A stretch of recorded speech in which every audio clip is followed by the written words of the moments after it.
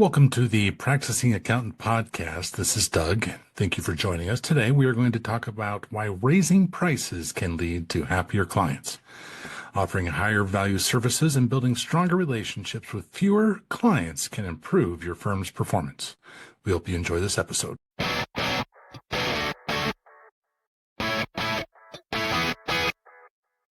Here we are, practicing this accountant thing in various ways. I had So I'm the co-chair of this group called the Independent Accountants Alliance, which is a committee on the Colorado Society of CPAs, and the intention of it is to support solopreneurs and entrepreneurs.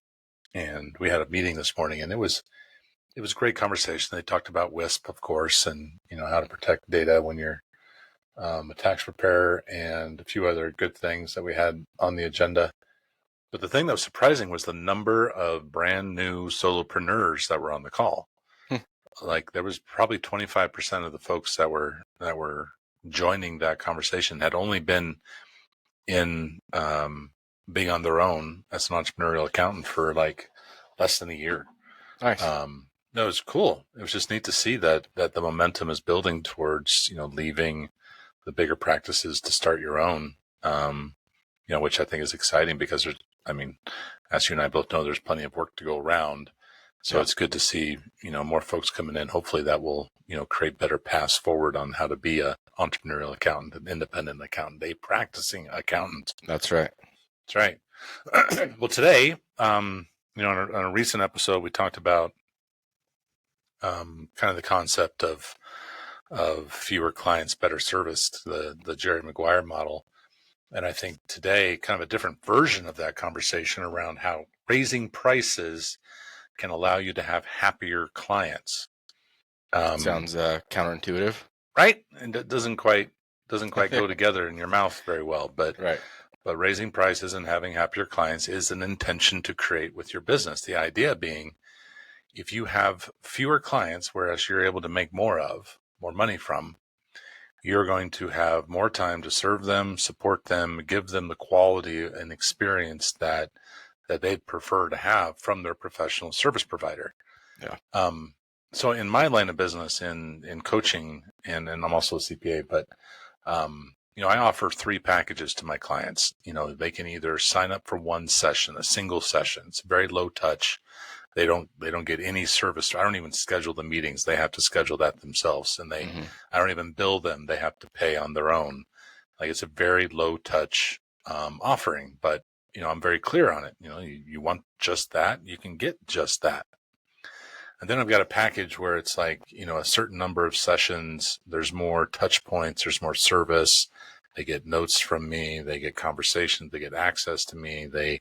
It's a more of a robust package. Of course, I'm charging more per session in a package than I am one-on-one or single sessions. Right. And then I also have a custom package, which is, I go in and design something specifically for clients that allows them to get the service they want rather than me assuming how they want to serve. I create something special just for them that they can be in control of completely. And that's going to be a high touch service. And guess what? It's going to be more expensive than a single session or just a smaller package. And the clients that are in those custom packages, like, they gave me the best testimonials. They give me the best reviews. They seek me out more often than my other clients in the other offerings. And I feel like I have more of a partnership with them as they do with me. Allows me to get more involved in all the things they do, help them more. They're happier. They're just happier.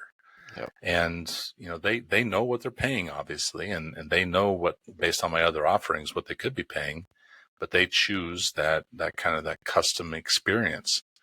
And it makes me happier too, right? Because, I'm feeling like I'm giving them what they prefer to have. I'm happy with what they're getting from me, and, all in together, we're happier.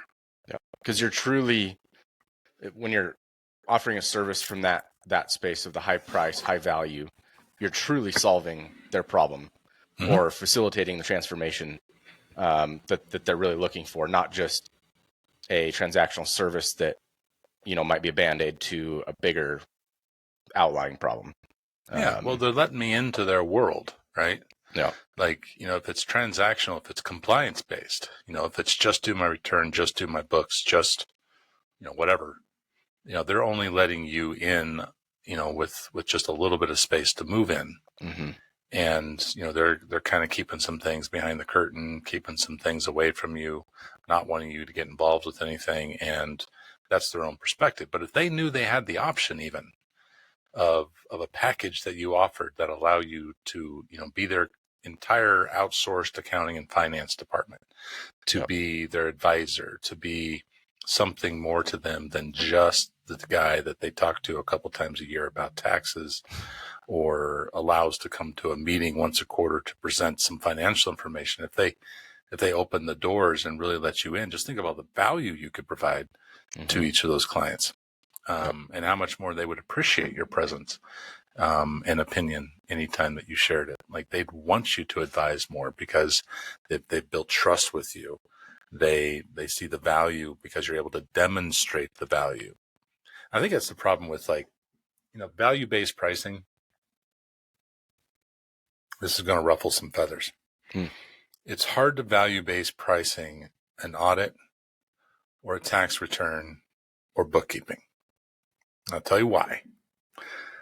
Because we're trying to come up with reasons why it's valuable to do those things. Yeah.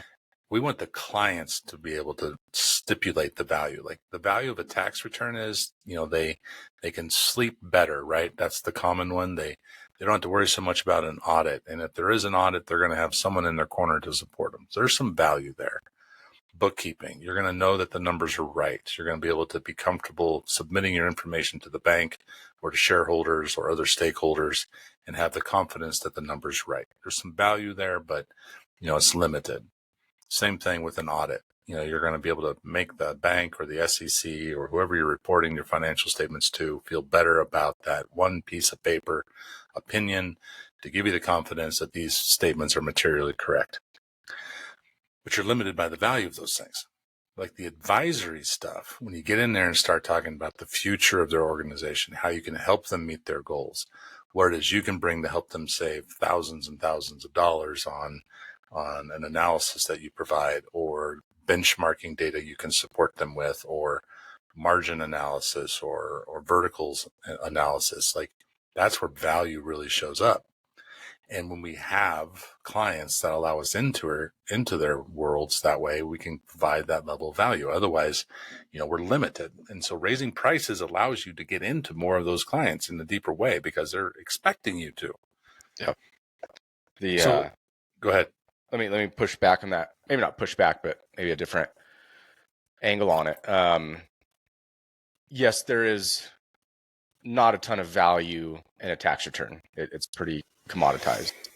I think what firm owners should be after is the differential value between you and what the guy or girl down the street is doing. And that's where your pricing power comes from, is that differential value, not the value of a tax return as a whole to everybody in the United States.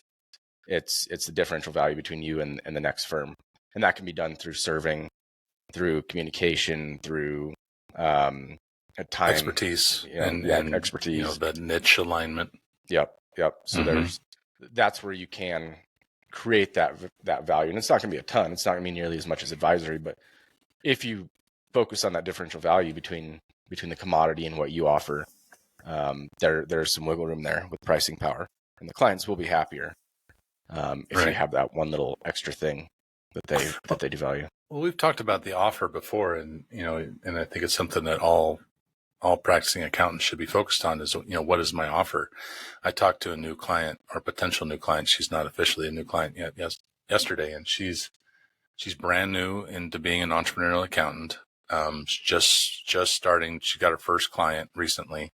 She's about to go to a retreat for her ideal clients in about a week and a half or two. And, she's going to be in a target rich environment, right? As they would say in Top Gun. There's going to be a lot of opportunities, a lot of potential clients for her in that retreat. And so my homework for her This is Doug, and pardon the interruption in this Practicing Accountant podcast, but wanted to just fill you in on some really exciting news. I'm a big fan and believer in simplicity and power, the simple tools that really help us change the way we perform, not only in our professions and careers, but also for our firms. The Practicing Accountant is soon going to be introducing a new membership that we'd love to invite you into, where you can learn some simple ways to have powerful changes to your firm. Stay tuned. And now back to the episode. Was, what's your offer? What is it you're going to propose to these attendees that's compelling, that, resonates with them, provides value to them, does something that stands out from who they may have talked to or who may be already serving them. And that offer should be focused on, again, that value of using her above someone else. And when you're just starting out, it's kind of hard to find those words because you don't necessarily have social proof. You don't have, a page of testimonials to back you up, or references even to make. So, that offer is important as you move into this raising price with happier clients mentality. You got to have something that allows them to feel happier because of what you provide. And sometimes that comes from them. Like sometimes that value-based portion of this whole conversation is what they think in their minds. It's just a great question to ask your clients. Like, what would you find value in me doing? Where am I not adding value that I could? I think that differential value lives in the offer, and you can accomplish creating value just in the messaging of your offer, even if it's not materially different from the firm down the street. Mm-hmm. If you present it differently by a good offer, something you and I have played with is creating a great offer, then you can create pricing power and raise prices with just a message instead of something tangible. Yeah, right. Well, I'm big on tactics, and like this conversation is great, but unless our listeners do anything with it, we're not that we're wasting our time, but we want to come out of this with something actionable. So, we're about to roll through the timing that we're recording this. We're about to run through another busy mini season, and it's right now it's mostly about getting through that deadline. Well, after that deadline settles, then there's going to be a lot of firms that are going to be cultivating their client list. Said another way, they're going to be firing clients, and they might be firing them because they don't align in niche. They've outgrown them, or they're, too big, or whatever reason. There's going to be client movement this fall that's important for us to be having these conversations and thinking about as we approach. So try it. Just try one client. Like the next client that shows up, have a package that has an offering of services that maybe you haven't offered in a bundle before, or maybe you haven't charged at the price you're asking. And just try it. Just try it with a client. Just see how it goes. If they say no, that's okay. And what I've done, as I explained earlier, is I give them choices. I give them 3 ways to say yes to me. Yes, I'll take a single session. Yes, I'll take the package. Yes, I'll take the custom package.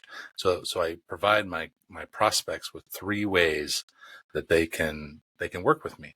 Now, if you've gotten to a point of capacity where you don't want to take on anything other than a certain type of client and experience for them, that's fine too.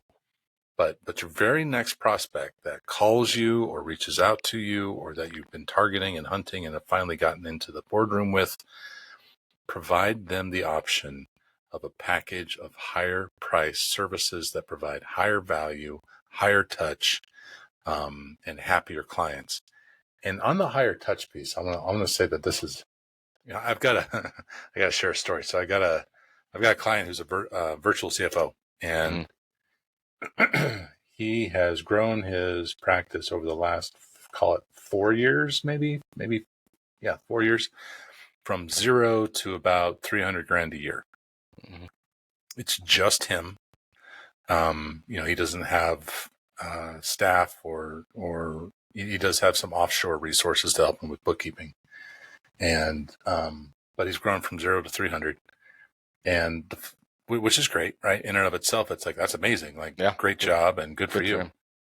Well, here's the thing though. Like, he doesn't know what to do half of every month because he's done with his clients by the 15th or the 20th of every month. Like, he's already closed the books. He's already provided the virtual CFO services, the presentations. He's already done the analysis on the financials. He's already met with the key decision makers, and he's like done. He's like bored. And like, I'm talking to him. He's like, I don't know what to do. I was like, I don't know, dude. Don't do anything. He's like, no, I got to do something. I want to figure out something more to do, and I can get more clients. I was like, well, you can if you want to. You don't have to, but if that's what you want, you should. But it's crazy because, he has raised prices on his new clients, and they're all happy. And he goes through a little bit of a complex, like, do my clients even, appreciate me? And I was like, well, do they keep paying? He's like, yes. Like, do they keep, inviting you out and calling you and reaching out to you? I was like, yes. I was like, well, they seem pretty happy. Like, it sounds good to me. Like, don't feel guilty because, you're charging your value, not your effort. Right.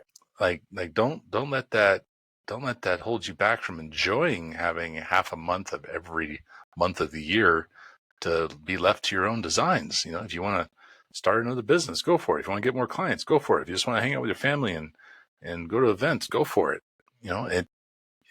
That's the result of raising prices and still having happier clients. I think I do this personally. Like, I get self-conscious. Like, am I serving my clients enough? Am I giving them enough value? Do I need to put more hours into them? Do I need to do more? Like, they didn't like fill out a survey and say like, oh, we're unhappy, or, Right. We feel like we're paying you too much. Like, I didn't get that, but I create that in my head if I'm not careful. So, well, the market, their willingness to pay tells you their level of happiness, that they are profiting from that relationship more than they're paying, because there has to be a profit on both sides of that relationship. You have to profit on top of your expenses and your overhead. They have to profit on top of, the value they get has to be more than what they're paying for. So if they feel like they're profiting from that transaction, they're happy. And as long as you keep providing that value that they think you're worth, then it's a great relationship. Yeah. So the homework here, the call to action here is to create a package of your services, make it at a price that's maybe higher than what you would normally charge, or, if they were individually, or if you already have a package, charge more for this one. And for the next, and base that pricing on value, have an offer that reflects that value in the perspective of the client, not you, and try it with the next prospect you come across. And if they say, ooh, that's not, you can say something like, well, I don't do anything less than this. That this is my minimum amount of service I provide my clients. And, or, well, you know what, if this isn't for you, that's totally fine. I've got some other names of some folks that I can connect you with, right? Yep. Like, it's a little car salesman-ish, but it creates urgency. Like, it creates proof. This is what I do, and this is how my clients are served. But try it is my point. Yep. Like, put it out there, and if they say no, maybe you priced it too high, or maybe you didn't. And our goal isn't to get every prospect that shows up. And I'm not saying your goal should be like a third of them or half of them or anything like that. But your goal should not to be get every client that shows up at your door. If you're getting every client that shows up to your door, that's not a good thing. Yeah, that's a problem. That's a problem. That's right. It's a big problem. Big problem. So that's kind of where I'm at today. And I think and because it's such a safe place to experiment, and most likely because a lot of the folks that we talk to are already at some level of capacity, why not try it on a new client? Why not try a higher price, a different package, a different way to serve, create happier clients? And if you happen to win it and it creates a capacity issue for your other clients, get rid of the bottom feeders. Yep. Get rid of the ones that are low price and unhappy. Yep. And if you put that really high package, if you did have 2 offerings or 3 offerings, if you had that really high price package, that can also serve as a price anchor, making everything else look just that more attractive. Right. And you can steer their behavior with pricing on that. So yeah, there's a lot of tactic behind that, but good advice. Good. Well, I hope they try it. That's all I got today. I don't got anything else except for some fall weather coming in, some cooler days, hopefully some football victories, and your Buffs pulled it off the other night. It's barely. And my wife made chili yesterday, so I know it's the season. Whenever I get chili, that's chili right. season. That's why I get excited, because then she makes like muffins to go with it, and she puts out like jalapenos and onions and cheese you can mix in there with it, and Fritos, lots of Fritos. Yep. And so yeah, I'm in full on fall spirit. I'll be buying my Halloween costume next. Damn right. Have you ever had chili? You basically buy one of those little Frito bags. I forget what they call this, but then you pour the chili right into the Frito bag and eat it out of there with a spoon. Serious? It's delicious. Yeah. Huh. Because I usually just grab a handful and then I scrunch them up on top of the chili, and then that's as far as I've gone. I haven't gone that far. That sounds amazing. There's a Frito bag at home right now, and there's still leftover chili, so I'm pretty sure I know what I'm having for That sounds maybe awesome. a late night snack. I might swing by. Good. Yeah, you're welcome. You're welcome to join. Awesome. All right, man. Thanks, Doug, as always. All right, cheers. Thank you for watching this episode of the Practicing Accountant podcast. We hope that through this, we've learned some ways in which we can increase client satisfaction and ultimately create a better experience for both you and your clients. Please share and like this episode, and join us again here at the Practicing Accountant podcast. Thank you for watching.